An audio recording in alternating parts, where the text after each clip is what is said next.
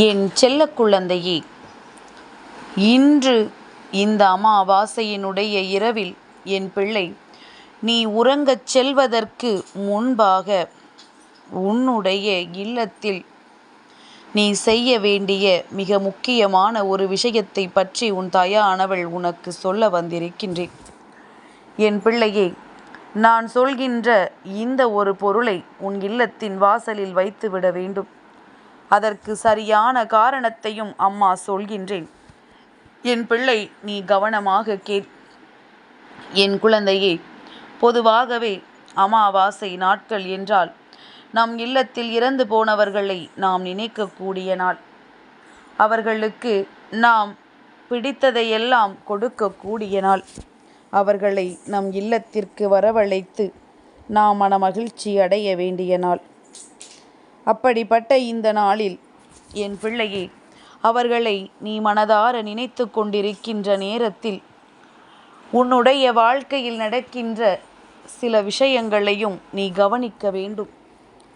என் பிள்ளையே, ஒவ்வொரு நாளும் ஒவ்வொரு விதமான சூழ்நிலைகளை உன் வாழ்க்கையில் கொடுத்திருந்தாலும் இந்த அமாவாசை நாள் என்பது உன் வாழ்க்கையில் இவர்களை நினைவு கூர்வதோடு மட்டுமல்லாமல், இவர்களுக்கு பிடித்த விஷயங்களை படைப்பதோடு மட்டுமல்லாமல், இவர்களை நினைத்து மற்றவர்களுக்கு நீ உணவு கொடுத்தால் அந்த புண்ணியம் இவர்களின் ஆத்மாவை சாந்தி அடையச் செய்யும் என்பது நம்பிக்கை அல்லவா? அப்படி நாம் நினைத்தவுடன் அன்னதானம் செய்வது என்பதோ, மற்றவர்களுக்கு உணவுகளை கொடுப்பது என்பதோ நம் இல்லத்தின் நம்மால் முடியாத ஒரு விஷயமாக இருக்கும். அந்த அளவிற்கு நமக்கு வசதிகள் இல்லாமல் இருக்கும். அப்பேற்பட்டவர்களுக்கு இன்று இந்த தாயானவள் சொல்கின்ற இந்த செய்தி மிக பெரிய வரப்பிரசாதமாக மாறும் என்பதில் எந்த ஒரு சந்தேகமும் இல்லை. என் பிள்ளையே, நான் சொல்லப்போகின்ற விஷயங்களை எல்லாம் சரியாக கவனித்துக்கொள். நிச்சயமாக உன் வாழ்க்கையில் ஏகப்பட்ட மாற்றங்களை இது கொடுக்கும். உன் மனதிற்கு மிகுந்த ஆறுதலை இது கொடுக்கும். என் பிள்ளை, நீ நினைக்கின்ற ஒவ்வொரு விஷயத்தையும் உனக்கானதாக்கி கொடுக்கும். நன்மைகள் எத்தனையோ உன்னை தேடி வருகின்ற பொழுது இந்த வாழ்க்கையில் உனக்கு ஏற்பட்டிருக்கின்ற ஒவ்வொரு சந்தோஷமான விஷயங்களும் உன்னை சர்வ நிச்சயமாக நல்லபடியாக வாழ வைக்கும் என்பதில் எந்த ஒரு மாற்று கருத்தும் கிடையாது. அதாவது, ஒருவர் இறந்து விட்டார் என்றால் அவரை நினைத்து நாம் கதிகலங்கி போகின்றோம். எப்பொழுதும் நினைத்து நினைத்து அழுது கொண்டே இருக்கின்றோம். ஆனால் அப்படி செய்வது மிகவும் தவறான ஒரு செயல். அதற்காக அவர்களை மறக்க முடியாது, அவர்களை நினைக்காமல் இருக்க முடியாது. நான் எப்படி அழாமல் இருப்பேன் என்று நீ சொல்வாய். என் பிள்ளையே, நினைக்காமல் இருக்க வேண்டும், அவர்களை பற்றி யோசிக்காமல் இருக்க வேண்டும் என்று நான் சொல்லவில்லை. அவர்களை மீண்டும் வர வேண்டும் என்று நீ நினைக்கக்கூடாது. ஏனென்றால் அவர்களுக்கான ஆத்மாவின் உலகத்தில் அவர்கள் நிம்மதியாக இருந்து கொண்டிருப்பார்கள். அப்படிப்பட்ட இந்த நேரத்தில் அவர்களை நீ மீண்டும் வரவழைக்கிறாய் என்றால் அது உண்மையாகவே தவறான ஒரு காரியம்தான். அவர்கள் இருக்க வேண்டிய இடத்தில் நிம்மதியாக இருக்கட்டுமே. சரி என் பிள்ளை, அவர்களை நினைத்து நீ செய்யக்கூடிய விஷயங்களை எல்லாம் சரியாக செய்துவிட்டால் அவர்களின் ஆத்மாவானது நிச்சயமாக சாந்தி அடைந்துவிடும். அவர்களின் ஆத்மாவிற்கான நிம்மதி கிடைத்துவிடும். அவர்கள் எதை நினைத்தும் வருத்தப்படாத அளவிற்கு அவர்களுக்கான மனநிறைவு அங்கே கிடைத்துவிடும். அதற்கு நீ செய்ய வேண்டிய செயல் என்னவென்றுதான் உன் அம்மா உனக்கு சொல்ல வந்திருக்கின்றேன்.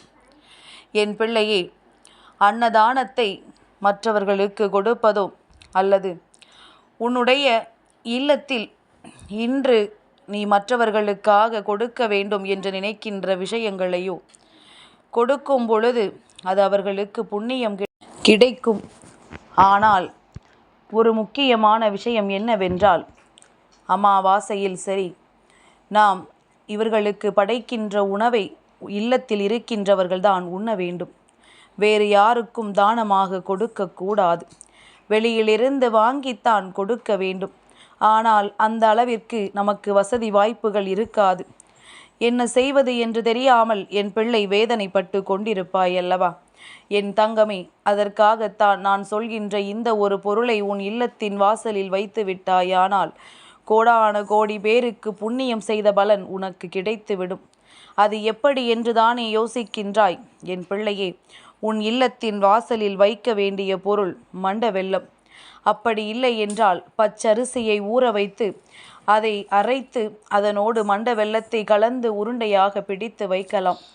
என் பிள்ளையே, இதை செய்யும் பொழுது நீ உன் இல்லத்தின் வாசலில் அதை இரவு நேரத்தில் வைத்துவிட்டு சென்ற பிறகு பார்த்தாயானால் கோடான கோடி கண்ணுக்கு தெரியாத பூச்சி இனங்கள், உயிரினங்கள் எல்லாம் வந்து அதை உண்டு அவர்களின் வயிற்று பசியை போக்கிக் கொள்வார்கள். இது அவர்களுக்கு நீ தானம் செய்ததை தானே குறிக்கின்றது. அவர்கள் உனக்கு வாழ்த்துக்களை கொடுப்பார்கள், நல்ல ஆசிகளை வழங்கிவிட்டு செல்வார்கள். என் பிள்ளையே, இந்த ஆசையினால் நீ நினைத்த அந்த ஆத்மாவினுடைய மனது நிச்சயமாக குளிரும். அவர்களுக்கு மனதிற்குள் நிறைந்த எண்ணங்கள் உருவாகும். அவர்கள் நிச்சயமாக இருக்கின்ற இடத்தில் சந்தோஷமாக இருப்பார்கள். புண்ணியங்களை சேர்த்து, வாழ்க்கையில் நன்மைகளை சேர்த்து எப்பொழுதும் நல்லபடியாக வாழ வேண்டும். அதே நேரத்தில் என் பிள்ளை, இவர்கள் இறந்து விட்டதை எண்ணி எண்ணி வருந்துவதை விட அவர்கள் இருக்கின்ற இடத்தில் அவர்கள் நிம்மதியாக இருக்க என்ன செய்ய வேண்டும் என்றுதான் நீ யோசிக்க வேண்டும். என் பிள்ளையே, அப்படி நீ யோசிக்கின்ற நேரம்தான் இன்று இந்த நேரம். இன்று இரவு நீ செய்கின்ற இந்த விஷயத்தினால் உன் வாழ்க்கையில் இனிமேல் உனக்கு எந்த ஒரு கஷ்டங்களும் வராது.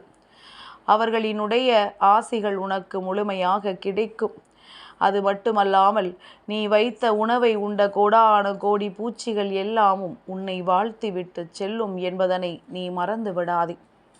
என் பிள்ளையே, அதிகாலையில் எழுந்து பார்த்தால் உனக்கான பலன் என்னவென்று நிச்சயமாக உனக்கு புரிய வரும்.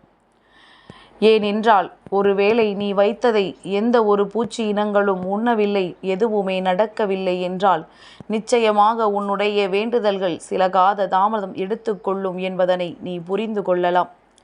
அதே நேரத்தில் எல்லா பூச்சி இனங்களும் அதை உண்டிருக்கின்றது, அது கரைந்து போயிருக்கின்றது அல்லது தீர்ந்து போயிருக்கிறது என்றால் அப்பொழுதே நீ புரிந்து கொள்ளலாம், நிச்சயமாக நமக்கு நம்முடைய இல்லத்தின் வாசலில் ஆசிகள் நடந்திருக்கிறது என்று.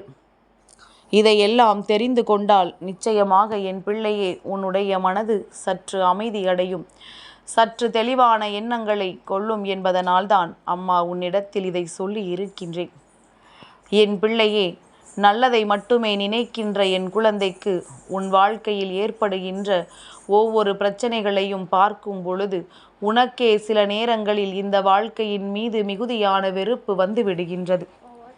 இந்த வெறுப்போடு இந்த வாழ்க்கையை நாம் இனிமேல் எப்படித்தான் வாழப்போகிறோமோ என்று நினைத்து என் குழந்தை நீ மிகுந்த மனவாட்டத்திற்கு ஆளாகி விடுகின்றாய்.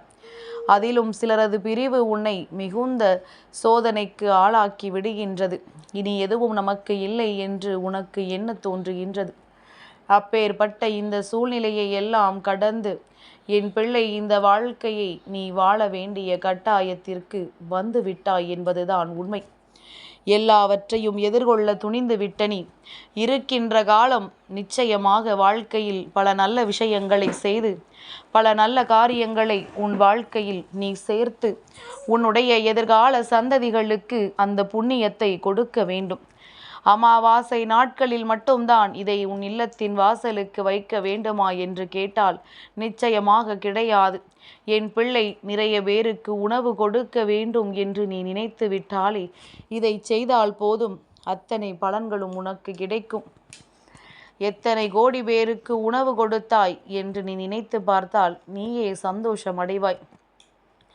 இப்படி உன் வாழ்க்கையில் உனக்கு கிடைத்திருக்கின்ற இந்த நல்ல விஷயத்தை தவிர்த்து விட்டு என் பிள்ளை அதன் பிறகு மற்றவர்கள் செய்து பலன் கண்ட பிறகு நாமும் செய்திருக்கலாமோ என்று நினைத்து வேதனைப்படாதே. உனக்கான நல்ல சூழ்நிலைகள் இப்பொழுது உன்னை சுற்றி இருக்கின்றது. அதை பயன்படுத்தி கொண்டு நீ செய்கின்ற விஷயங்கள் எல்லாவற்றையும் உனக்கு சாதகமாக்கிக்கொள். என் செல்ல குழந்தைக்கு இந்த வராகி அம்மாவினுடைய ஆசீர்வாதங்கள் எப்பொழுதுமே முழுமையாக கிடைக்கும்.